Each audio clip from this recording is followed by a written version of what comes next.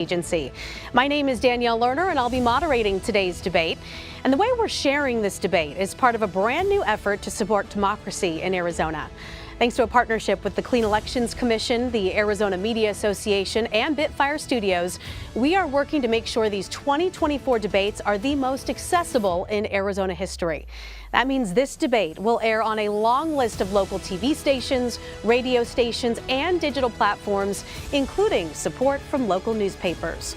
Now, we have tried to keep the rules pretty simple here. Each candidate will have 2 minutes to make an opening statement and then 1 minute for a closing statement. Candidates have drawn straws to determine the order. Now, throughout the debate, I will pose questions to each candidate, allow them to answer, and then make sure the other candidate has a chance to respond. Whenever a question is directed to a specific candidate, only that candidate's microphone will be open. At all other times, every microphone will be open. Thank you to the voters across Arizona who have submitted questions for this debate. No candidate has been given advanced access to any of these questions. And so with that, let's introduce our candidates for this debate. Republican incumbent Juan Ciscomani and Democratic challenger Kirsten Engel. Mr. Ciscomani, you have the first opening statement. You have 2 minutes. Well, thank you, Danielle. Thank you so much. Thanks to the Clean Elections for hosting this debate as well. Thank you for all the people at home. And I know that this is also being transmitted in Spanish. Quiero saludar a la gente en casa. Muchas gracias por estar aquí y por su atención a la nación y el futuro que tenemos también. I'm proud to serve the district where I grew up. The district also where my wife and I, Laura, are raising our 6 kids. And you may know my story, but I'm an immigrant. I'm a proud immigrant. Immigrated to the United States when I was 11 years old. Became a U.S. citizen in 2006. Then I was elected to Congress 16 years later in 2022. Nowhere else in the world would I have this opportunity. So I believe in the American dream. I am committed to defending that American dream, but it saddens me that that American dream seems out of reach to so many people now. Listen, Washington is broken. It's completely disconnected from the reality that you and I live in our homes today. I know that because of all the people that I talk to back at home, from community leaders all the way to the parents of the kids that I coach as well. That's a reality that we're living right now. Now, politicians are trying to tell us that things are okay. How come, though, prices are still too high? How come the border is still in chaos? How come our veterans are still struggling with mental health issues and also homelessness? The reason is that the extremes have, frankly, taken over. Partisanship has taken over, but I don't subscribe to that. My approach has always been to bring results and to work with both sides. That's why I was ranked the most bipartisan member of Congress from Arizona. That's also why, as an appropriator, I've been able to secure resources to come back home so that we can fund police, fire, hospitals, so that we can invest in roads and water infrastructure. These are the things that matter. So today I look forward to debating and being able to contrast and compare what I stand for and what my opponent stands for. Right. Kirsten Engel believes in increasing taxes, thank you, Mr. Ciscomani. defunding the police, and then not accepting the border crisis. So we'll see those differences here tonight. That was your 2-minute opening statement. Thank you, Ms. Engel. You have 2 minutes. Thank you, and good evening. Tonight, Representative Ciscomani and I stand as opponents on this debate stage. But I'd like to acknowledge that last night, I was proud to stand with you as a fellow Tucsonan as we commemorated the tragedy of October 7th, a year ago today. And I want to thank Clean Elections for delaying this debate so that we could attend that event. Now let's get to that debate. I'm Kirsten Engel, and I'm honored to be running to represent Southern Arizona in Congress.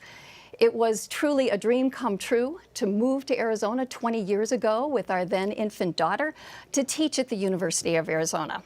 Go Cats! And I'm proud to call Arizona my home. I first ran for office as a mom, fighting for funding for our schools. Elected 3 times to our Arizona legislature, I fought for the freedom of women to make their own reproductive health care decisions, to fight to lower prices, to secure our water future, and to work as a bipartisan basis for a thriving economy. Now I'm running for Congress. I think Representative Ciscomani and I agree that Congress has been run by extremists. It has been the most dysfunctional Congress in modern history. Congress has not been able to pass a budget, much less pave our roads or protect our troops. Where we disagree is, I believe, Mr. Ciscomani is part of that dysfunction. He has sided with the extremists over and over again to raise costs, to restrict abortion access, and even to reject a bipartisan border deal to secure the border. I have a 19-year-old daughter and an 88-year-old father. I'm running to restore her freedoms and to protect Social Security and Medicare for him. Not just for them, but for all Arizonans. All right, Thank you for tuning in. Ms. Engel, thank you. That was 2 minutes. We have a lot of issues to get to in this next hour, but since we have you both here, I'd like to start with current events. And given what's happening right now in Israel and Lebanon, I'd like to quickly touch on foreign relations. Yesterday, of course, marked 1 year since Hamas's initial attack on Israel. And so what is the U.S.'s role in fostering peace within this region? Mr. Ciscomani, we'll start with you. It's a very important question, and thanks for starting with that, especially given the date that we have, the 1 year anniversary that just passed. I was in Israel in April, 6 months after the attacks of October 7th, and I got to visit the sites where this happened, especially in the southern part of Israel. Visited with the families, heard from them, the families of the hostages as well. We went all the way up north where the new battle has also started there. Israel is under attack. From all fronts at this point. At that time, they had only seen the attacks from the south, expecting the attacks from the north as well. The situation has gotten worse. The weekend after we came back from Israel, that weekend Iran launched an attack, a rocket attack on Israel, and they were able to protect themselves with the Iron Dome that is produced right here with Raytheon in our district. So that alone shows the importance of the U.S. relationship with Israel and the partnership that we must continue to foster, invest in, and support between Israel and the United States. They're our greatest ally in the Middle East, the only democracy that we can count on in that region. So we need to be supportive of their efforts, and they have the right to defend themselves against all terrorism, all these Iran-funded terrorist groups from the north, from the west and from the south that Israel is being threatened. They have the right to defend themselves, and it's our duty as their partners and friends to stand by them every step of the way. And I'm proud to have been part of that. I'm part of the Appropriations Committee where we fund the international efforts in the state and foreign operations, and we've been able to allocate more resources so that Israel has those tools to defend itself. Ms. Engel, your response to that same question. Well, the escalation of military conflict in the Middle East is truly concerning. It keeps me up at night. And this follows on from, the latest that we're seeing follows on from that terrible attack on October 7th. And the loss of life was absolutely horrible. Israel absolutely has a right to defend itself, and how it does so matters. We have also seen tremendous loss of life of the Palestinians, and that has also been very hard to witness. Our role has to be to bring a negotiated ceasefire that will bring the hostages home. There are still many hostages in Gaza. Many of them are Americans. We have to make sure that there are clear objectives for the future here, and how are we going to bring this to peace. We need to make sure that we have a plan for self-determination for the Palestinians, and that we return to a two-state solution. Israel is one of our greatest allies. We have to continue to support Israel, and I support that. Supporting Israel is also supporting peace in the Middle East, and that will happen when we are able to come to a two-state solution. Okay, sticking with the issue of security, but bringing it just a little closer to home with what's happening at the U.S.-Mexico border currently. The 2024 voters agenda shows that 89% of voters who were surveyed feel that immigration reform is important to our economy, that we need to prioritize creating a functioning border for commerce and immigration. Also, 82% see it as a humanitarian and refugee crisis, and they want leaders to work together to find a bipartisan solution to this issue. So, Mr. Ciscomani, you have said that you would have been open to amending that bipartisan border bill had it made it to the House. You mentioned you took issue with the bill's threshold of Border Patrol migrant encounters, saying that it was too high. And Ms. Engel, you've been outspoken and critical of the Senate Republicans voting down that bipartisan border security bill. So with all of that said, moving forward, what are some actionable steps that you can take to help improve the border situation in a bipartisan way? Ms. Engel, we'll start with you on this one. Well, this is absolutely a top issue, and I have always said that we need to secure the border and that neither party has done a good job of this. You know, President Trump famously separated families at the border, put kids in cages. And President Biden, let's be real, he was late to see what a crisis it was becoming. We need to secure the border. We had the opportunity to do so. The bipartisan border security deal that was backed by the Border Patrol Union, that would have put more boots on the ground, would have put in fentanyl detection system at our ports of entry, would have hired thousands of more asylum officers and judges. It was a true bipartisan deal that would have pushed us way ahead in dealing with this problem at the border. But my opponent opposed it, rejected it out of hand just days after President Trump made it very clear that he wanted to keep the border a crisis so that he could run on it for his presidential campaign. My concern, my beef with our current representative is that he is not committed to solutions on the border. He's committed to politics. And we are tired of that. We cannot afford more months of politicking on the border. We need solutions. That was a solution, and I think that that's a really good place for us to start, because we know we have to secure the border first, and then we need to fix our very broken immigration system. Mr. Ciscomani, your response. That was 2 minutes of no solutions. You asked for solutions going forward after this bill, and I didn't hear any. That's because there aren't any on that side. Now, when Kirsten Engel says that Joe Biden was late to this this issue, just a little while ago, when she was asked if there was a border crisis, an immigration crisis, she straight up said no.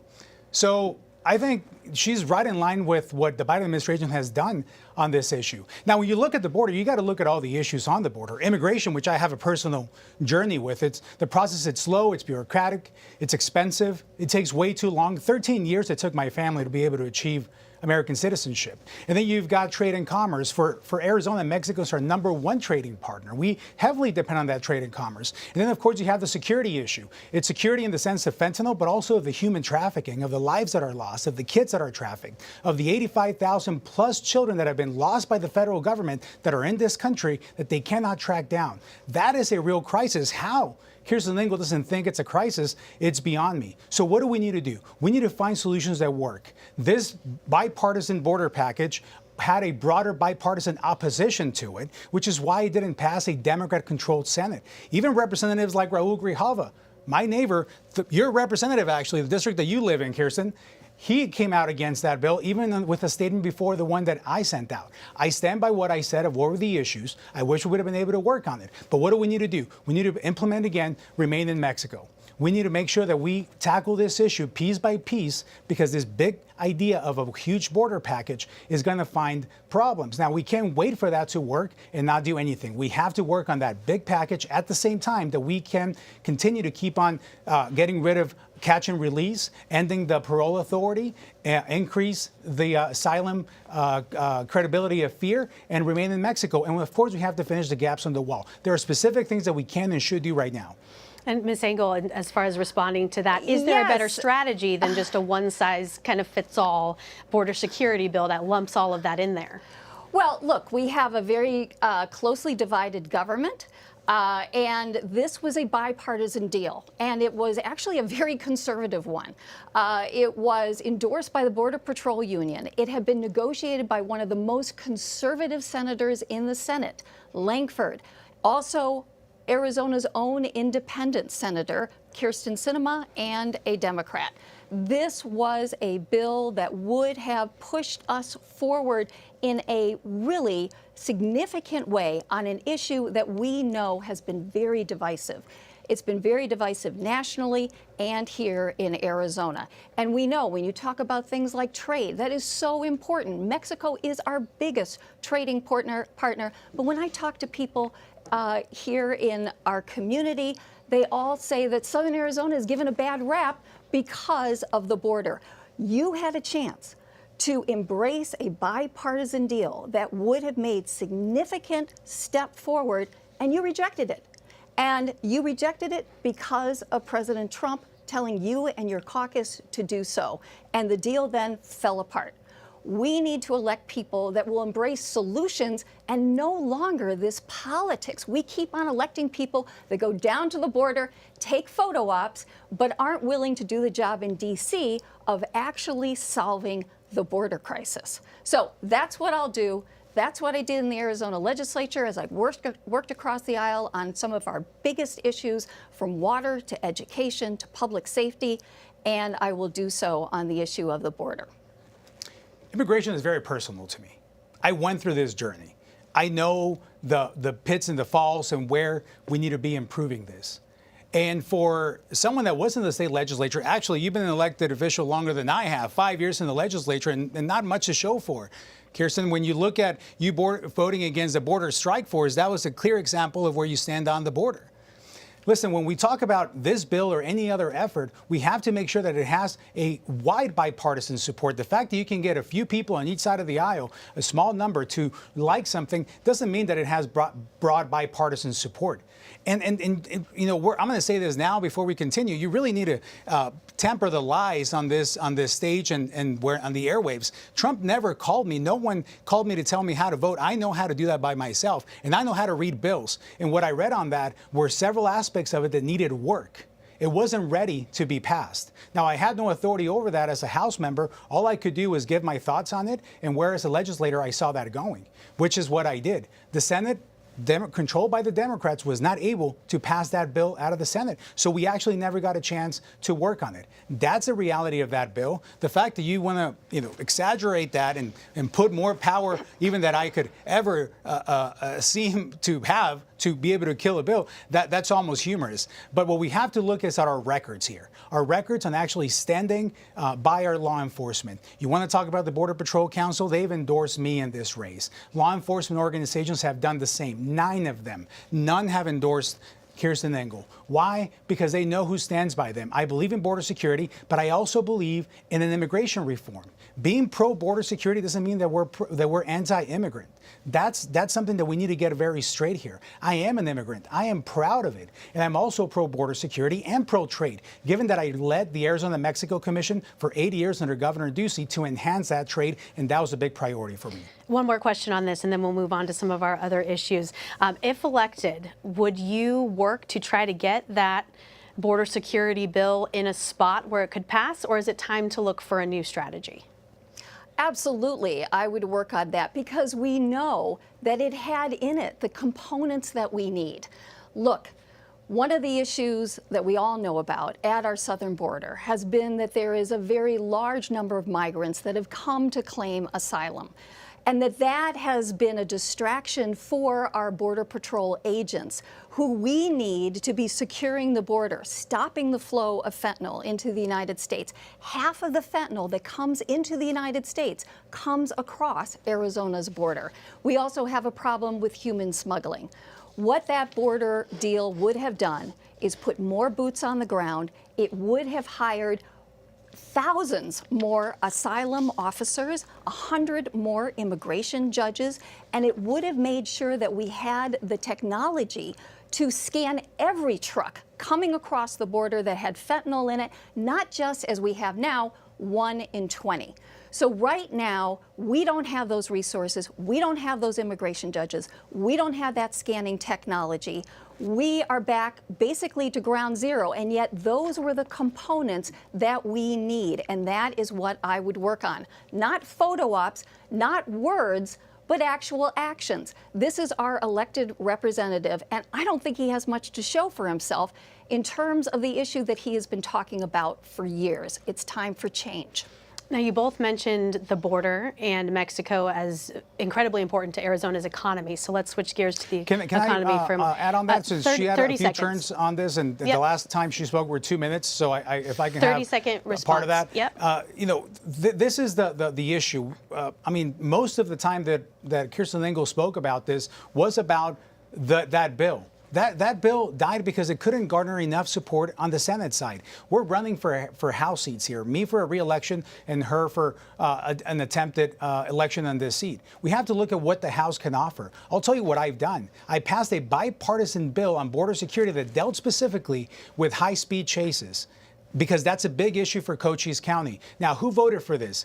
Every Republican voted for this, Danielle, and also 56 Democrats voted for this. That's 30 it went over to the Senate, and it did not pass there. It did not even got seen there. Thank so you, we Mr. passed Ciscomani. Bipartisan support. We can revisit that if we have time later. I just want to make sure that we get to enough issues and make sure that we have enough time to answer the questions. I understand. Thank you. Let's discuss the economy at this point. Another big issue in this district, and we want to make sure the voters hear your stances on that. A recent survey from the Pew Research Center actually put the economy as the top issue for voters in this election. 81% of registered voters putting that at the top. Inflation's back to its lowest level since February of 2021, but Arizonans are still feeling the pinch in some of those everyday costs, the grocery store, paying rent. They're making tough choices. So what steps will you take as a member of Congress to provide the average consumer with some tangible relief? Mr. Ciscomani, we can start with you on this. Sure. one. This is the issue that I hear about the most. No question about it. Wherever I go, whether it's discussing with community leaders, with mayors, with elected officials, with parents. I'm a flag football coach, so I get an opportunity to be on the field with quite frankly, parents and adults that will never go to a political meeting or even a chamber event. These are people just going to work, taking their kids to play sports, and that's who I also talk to a lot. And dropping kids off at school, both from kindergarten all the way to high school that I have. So I have an opportunity to talk to a lot of people, a lot of parents. And this is the number one issue, the cost of living, how expensive things are, that they have to tighten the belt while the federal government continues to spend in a reckless way. I'm an appropriator. So as the only freshman in the Appropriations Committee from Arizona in the House side, and the only freshman in Congress appointed at the beginning of this term, I have a seat at the table to make sure that we get our fiscal house in order. We have to stop spending money the way that the federal government has been spending money. People at home have tightened their belts. They have reduced their spending because of the inflation that the Joe Biden administration has brought in, and one that Kirsten Engel approves and supports. We cannot continue on that path. We cannot continue on that road. Families are hurting. So we need to reduce the spending from the government. We need to reduce the regulatory environment so that the businesses can go and create these jobs. We need to make sure that we're promoting them by expanding the economy and spending less money on the government side. That's what I've been focusing on as an appropriator, and the resources that I've been able to bring back home through the Community Funding Project have enhanced the economic development, like new roads, like in our hospitals. JTED, for example, the land for a new building that I helped fund with the funds that we brought back from the Appropriations Committee. These are targeted investments that help with the economic development and the workforce needs as well. Ms. Engel, how do we get Arizonans some relief? Well, they really need relief. High costs are really digging into family budgets. And it's a real issue for families. It's an issue for seniors. It's an issue for people who are working minimum wage jobs. And they need and deserve relief. I have been an advocate working on lowering costs for families here in Arizona. You know, when I was in the Arizona legislature, I introduced a bill to go after price gougers, to give our Attorney General the authority that the Attorney General in 36 other states has to go after companies that are jacking up prices of essential items during an emergency. This is the kind of authority that we need even on the national level. We need to make sure that we are not letting companies get away with things like fixing prices for rental homes. Affordable housing is also part of those very high costs that people are struggling with. And, you know, price fixing by algorithm is still price fixing. We have to make sure that we're going after landlords or companies, large equity firms that are coming into our housing market to make sure that doesn't happen. And we can do a lot on the federal level to lower costs for families, such as promoting and expanding the authority that Medicare now has as a result of a bill passed by Congress earlier, before Juan Ciscomani was in office, that allows Medicare to negotiate the price of prescription drugs. This is going to lower those costs of something that takes a big chunk out of their budget. That same law that, by the way, my opponent actually opposes, actually caps the cost of insulin and caps the cost for health care. Those are the kinds of things, using the power of the federal government, we can reduce costs for families. I haven't seen that from my opponent. He's even done things like vote to cut things like affordable housing money on the federal level. That's 2 minutes. Thank you. Mr. Ciscomani, your response to that? That's a complete lie. I would like to one day just ask you for the sources of 90% of the things that you say about me, Kirsten. That would be very interesting to see. But here's the reality. People are hurting at every level. We have young students graduating college, having to move back in with their parents. We have seniors on the fixed income not able to afford basic necessities. Just before coming here, I met with a group of seniors in Saddlebrook, where they're nervous about their pharmacy closing because rural pharmacies are closing. That is a big, big concern for them because of what's happening in the entire healthcare industry here. So when we talk about the economy, this is something that is hurting everyone.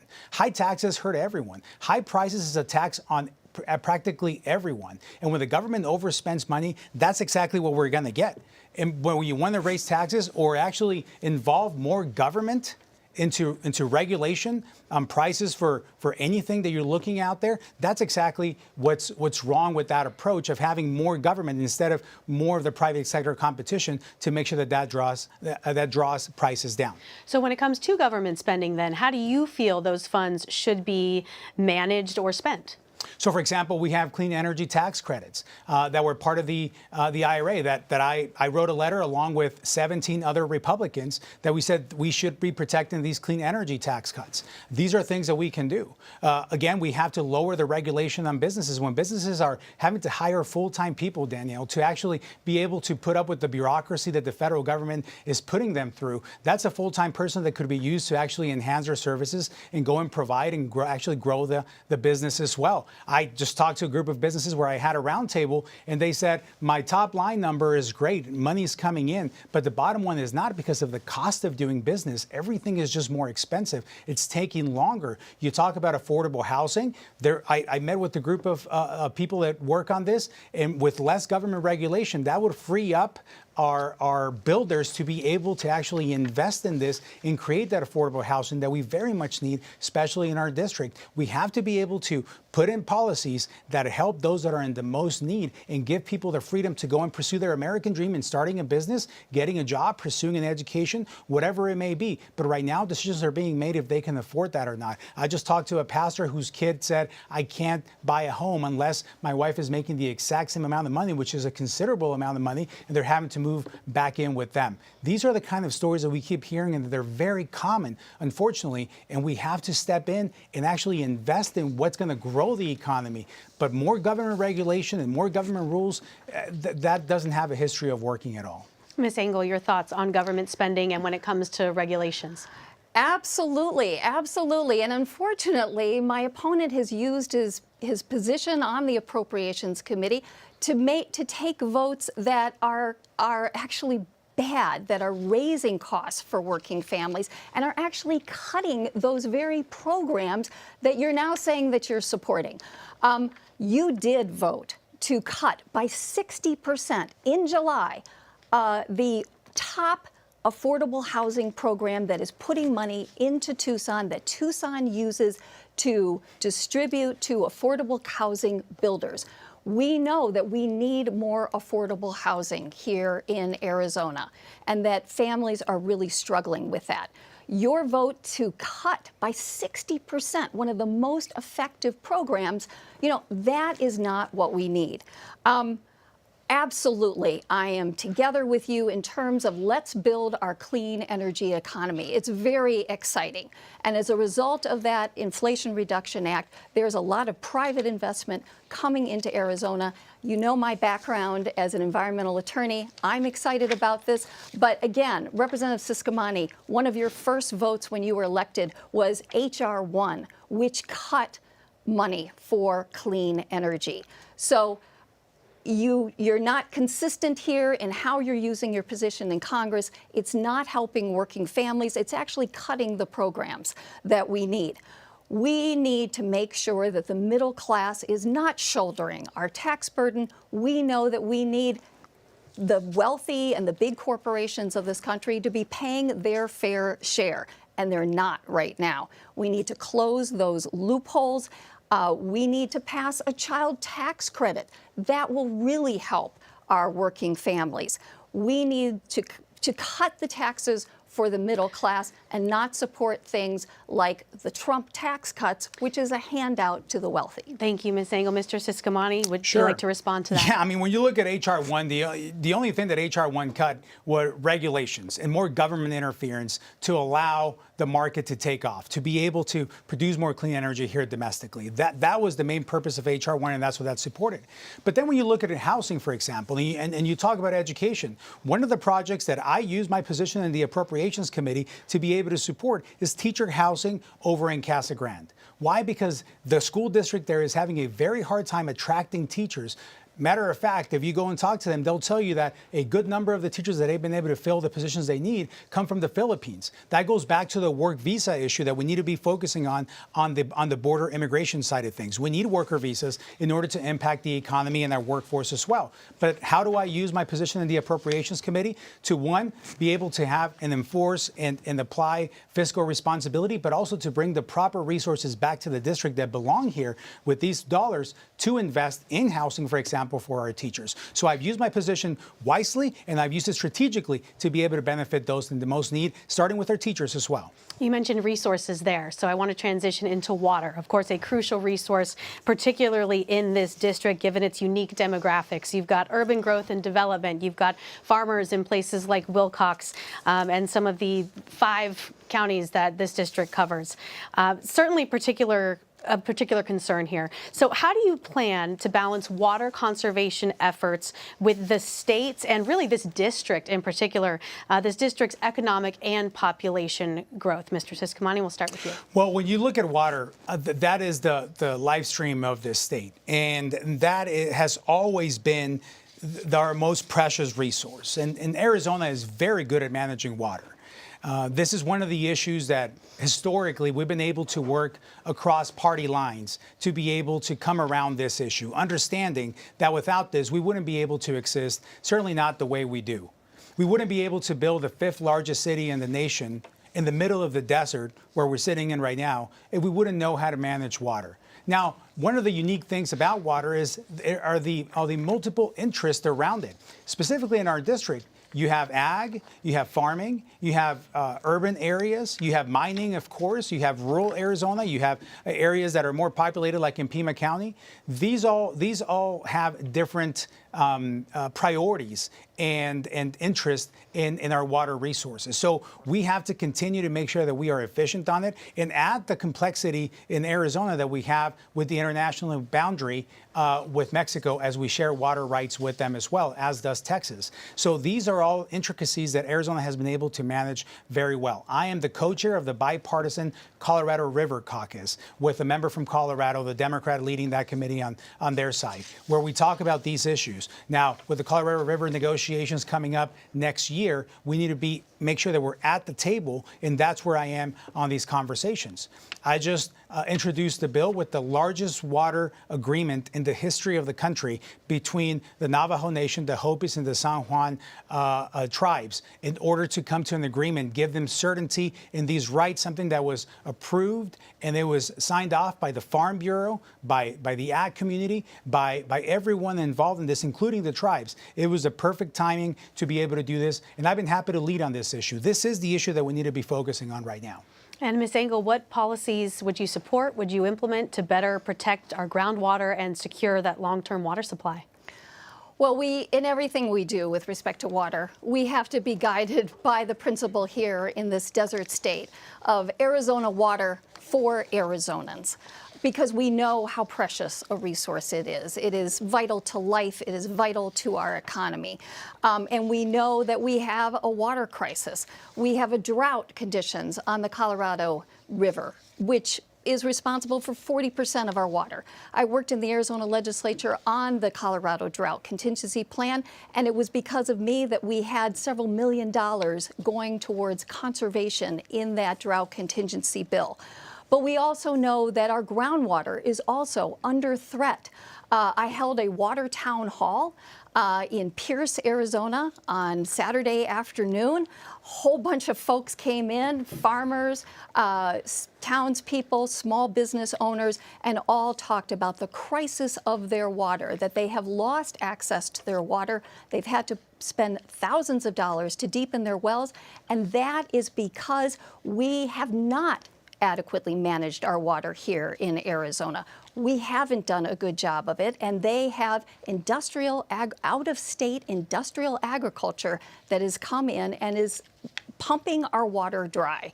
And we know that under the Ducey administration that my opponent worked in for years, they made sweetheart deals with the Saudi Arabians to come over here and pump our groundwater dry so that they can plant alfalfa and ship that alfalfa back to dry Saudi Arabia. That is not good management. That isn't fair for Arizona. It's not Arizona water for Arizonans, the principle that needs to guide what we're doing. There is so much that we can do, however. We need to make sure that we are supporting our farms and our ranches to make sure that we're using water the most efficiently.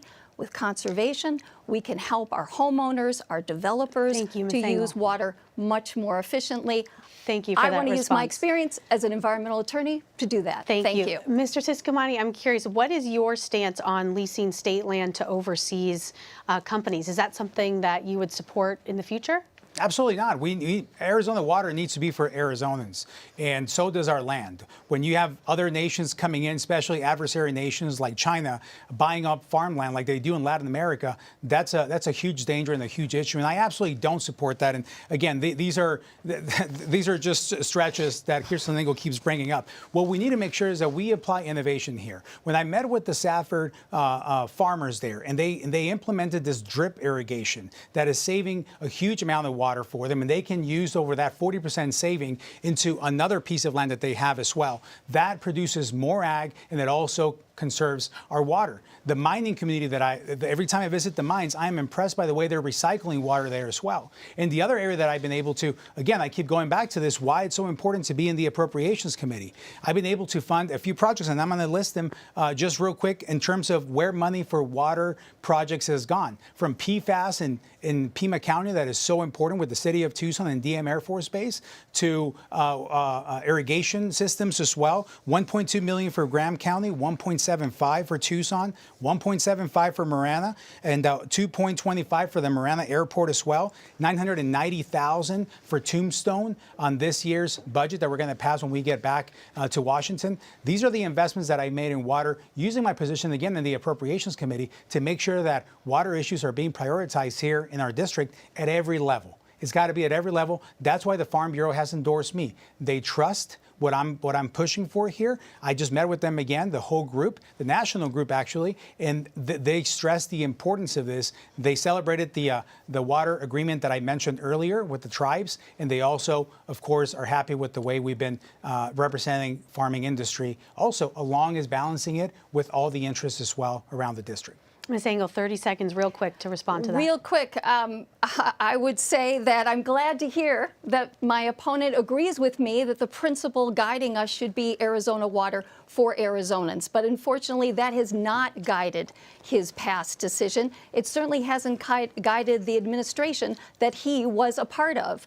On his watch, in that administration, the Ducey administration made a sweetheart deal with the state of Arizona to come in here because we are wide open and unregulated and pump our aquifers dry. We need to stop that. Thank you for that and response. Manage our water. Mr. Ciscomani, 30 seconds, real quick, final response before we move on to another issue. I just find it humorous. I think, Kirsten, you're giving me a lot of credit. You know, and so in your book, I killed the bipartisan deal all by myself. Also, in your theory, I was able to shepherd this deal with Saudi Arabia for water when I was with the Ducey administration. I'm not sure how many hats you think I was wearing during that time. For the Ducey administration, I managed the Arizona-Mexico Commission, our Southern Arizona relationships among the 7 counties in the South. That was my responsibility there. I'm proud of the work that I did there, and I was clear in what I think of foreign nations owning our or any land or water rights that we have. All so right, thank you I ask that I get judged response. by what I do, not by what others do. We do need to move on, however.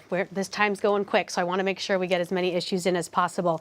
Now to an issue not just important here in Arizona, but across the entire nation. Arizonans will have a chance to vote on abortion access next month. Should this issue stay in the state's hands, or does it belong at the federal level? Ms. Engel, we'll start with you. This is a top issue. When I go from door to door and I talk to people, you know, they are really, really upset. Here in Arizona, we almost had an 1864 criminal abortion ban go into effect. Every woman, every person has to have the freedom to make their own health care decisions with their doctor, you know, with their family. And that is not what we have.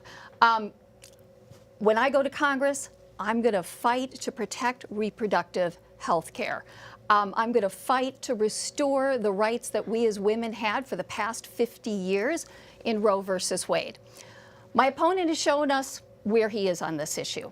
We cannot trust him to protect our reproductive rights. He cheered the repeal of Roe versus Wade. He's voted in Congress repeatedly to restrict women's reproductive rights. He's voted to restrict access to FDA-approved medication abortion. Very, very vital to women in our rural areas, our Hispanic and Latino women. He has voted to restrict reproductive health care for our active service duty members. And imagine that. These are women that are fighting for our freedom, and we can't give them the freedom to make their own health care decisions. I find that outrageous.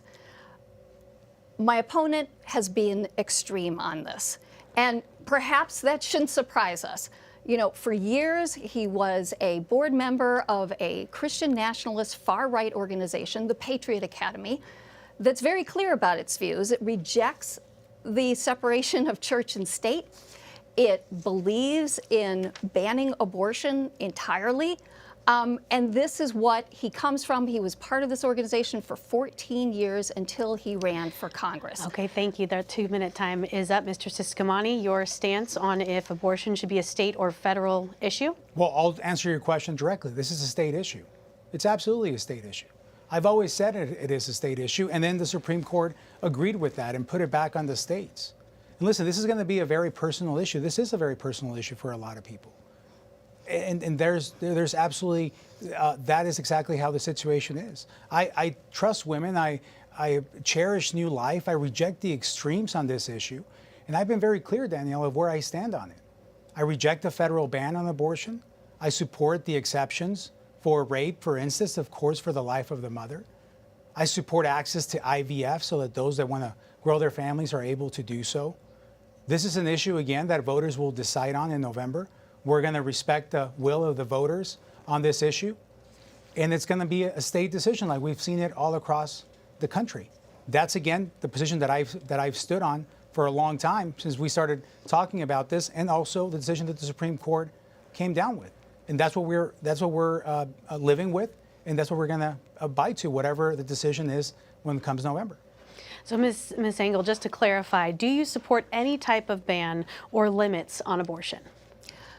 This is a healthcare decision. It is a personal decision of the woman and her doctor. And unfortunately, what we've seen is there are complications from pregnancy. There's no timetable. Bad pregnancies can go bad at any point. Wanted pregnancies, and we have seen just devastating, horrible situations where women have lost their lives.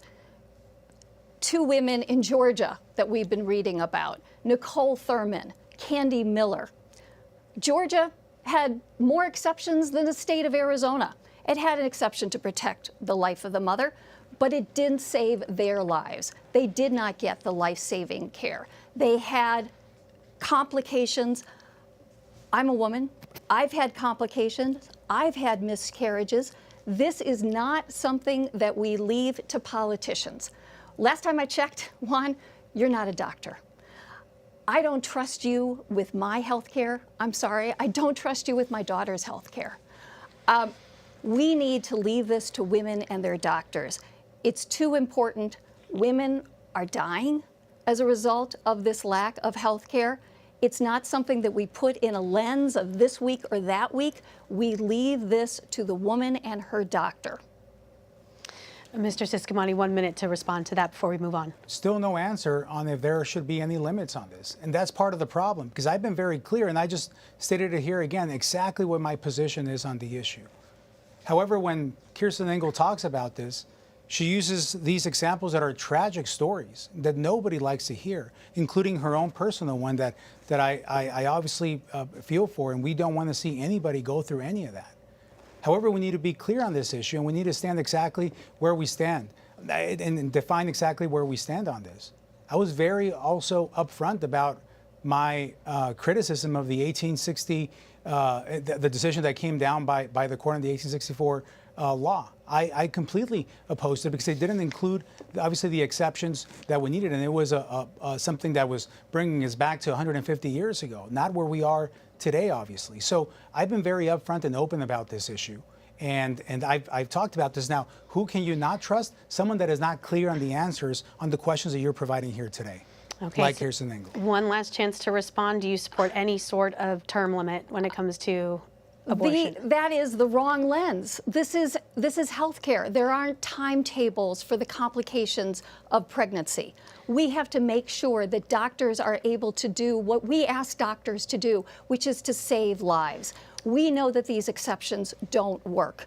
There are exceptions, even exceptions for the life of the mother, and that will not necessarily save the mother because doctors may not give them their care, as we've seen over and over again. Okay, our time is running short, so I want to make sure you both mentioned Social Security and Medicare throughout this conversation, so I want to make sure we touch on that. Those are often lifelines for seniors, especially important in this particular district. Should these programs be protected, and if so, how do you not only keep these programs afloat, but also strengthen them for the future? Mr. Ciscomani, if you'd like to start. Absolutely. We can't have cuts or changes on these programs. These programs need to be protected, and they need to be solvent also to protect it for our seniors. That's the priority that I have. That's what we need to do. When the government acts recklessly and it starts overspending money and changes on other priorities, that of course impacts the solvency, and it makes a lot of our seniors nervous, and also those that plan to retire one day, which is quite frankly everyone. So we need to make sure that we protect Medicare, that we protect Social Security for those that depend on that today, for all those that have paid their way into it, that they have what they receive and they have what they earned on this. These are their resources, and we cannot be fooling around with that and endangering this issue and making them nervous. When Kirsten Engel attacks on the old and tired talking point from the left that Republicans want to cut Social Security and want to cut Medicare, these are the kind of things that make our seniors very nervous because they don't want to see that. Now, have there been plans out there, even from my own side of the aisle, presented on this issue? There have been, and I've come out against them because I am not one that is going to just subscribe to whatever the party line says. I don't take direction from anyone in Washington. I take direction from the people in my district. That's why I've been able to stand up against some of these plans that have suggested any kind of reduction or change on these programs that would endanger our seniors' benefits, both in Social Security and Medicare.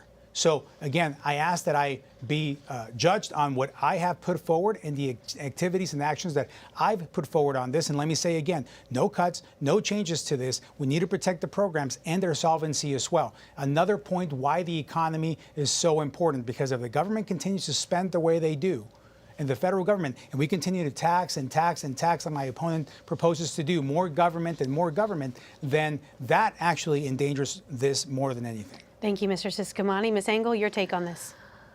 Yes, these are earned benefits. These Social Security and Medicare are absolutely vital to the financial security and the health of our seniors.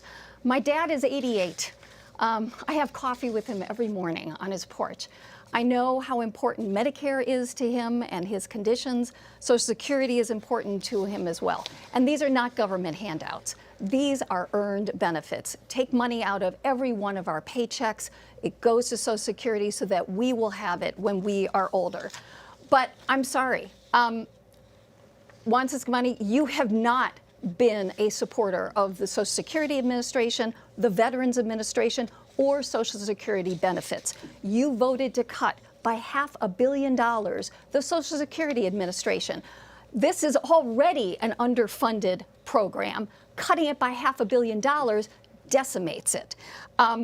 You have been a part of a far-right organization that wants to raise the retirement age to 69. That is a big cut in benefits. You say that you stand up to these organizations, but why are you a member of it? And I'm sorry, you haven't convinced me that you are able to stand up to your party, because you rejected the bipartisan border security deal when Trump said, let's trash it because we have to keep the border a crisis. So that's the problem. You present yourself as a moderate, but you cave to the extremists in your party. The extremists are driving the dysfunction. They are scaring seniors because if they are in control, they will do these things. And I can't trust you to stop these cuts that are going to affect people like my dad. All right, Mr. Ciscomani, 1 minute to respond before we wrap Kirsten, up. I'm not convincing you, because I'm not trying to convince you. I'm trying to convince my constituents, those that actually live in the district. You don't live in the district, so you're not one of our constituents. But here's the reality. When we look at organizations and whatever plan they've put forward, and I publicly come out against these plans, we're on record of doing that. So let me make it clear. I am not for raising the age limit. I am not for changing it. I am not for making any kind of cuts on this. And that's exactly what has put me at odds with some of these groups that we belong to as a Republican caucus. So we debate ideas, and they put the plan out there, and sometimes I agree with it, sometimes I don't, sometimes I agree with part of it. And that's why I've been clear on it. The reality is that in Kirsten's world, you either have to be all in or all out. There's no wiggle room, and there's nothing in the middle that would work. I present myself as someone that is bipartisan, but it's not just my opinion. I say again from my opening, I was ranked, not my opinion, but I was ranked the most bipartisan member in the Arizona delegation as a freshman, so I have a track record of working with both sides. Danielle, thank you. Hard to believe it's time for closing statements already. So each of you... Do I have time to do a quick rebuttal there? We don't have time. We're going to do closing statements. Okay. You each have 1 minute. And again, to keep us on time, please stick to that 1 minute. So Mr. Ciscomani, you can kick us off here. 1 minute. Sure. Well, I just want to say to everyone at home, thank you so much. It's been an honor to have this conversation with you today. It's been an honor to represent you this entire time in the 2 years that I've been in. I'm an outsider. I'm an outsider still in Congress, and I can tell you that politicians there don't understand what we're going through. I understand our community because I grew up here. I went to school here. I graduated. I'm raising my family here. I am from here. This community welcomed me when my family and I immigrated to the United States. So I just ask you this to support, I ask for your support in this election. I ask it because I want to continue to work for you. We have a vision that we cannot continue on this path. This path that has not been working for your family has not been working for my family. I can speak from experience. So I want to thank you again for the support that you gave us, the shot that you gave me at this job the last 2 years. And I ask for your vote to do this 2 more years to continue to represent your interest in Washington, because the Washington politicians don't understand that. And even the local politicians don't understand that either, like my opponent, Kirsten Engel. So I humbly ask for your support and vote. Ms. Engel, you have 1 minute for your closing statement. Yes, in less than 30 days, we will have an election. I think early ballots are going out tomorrow. Our framers were smart people. They said that you could elect a member to the House every 2 years. That means if you don't like your current representative, you don't think that they are doing the best job in representing your interests in Washington, D.C., you can vote them out. And you can vote in somebody who you believe will be a better representative of your interests. I hope tonight that I've shown you that I'm on your side, and I will be a better representative, an independent thinker, somebody who will fight for you in Washington, D.C. Mr. Ciscomani just said that he complimented me by saying that I'm really out for what I believe in, and that is true. I'm out for believing that you deserve your Social Security and your Medicare. I believe that women thank you, Ms. Engel. We do have to wrap up our closing statements now. Have the right to make their own health care decisions. That is all the time that we have for today's debate with candidates for Congressional District 6. On behalf of our partners at Clean Elections, the Arizona Media Association, Reister, and Bitfire Studios, thanks for joining us.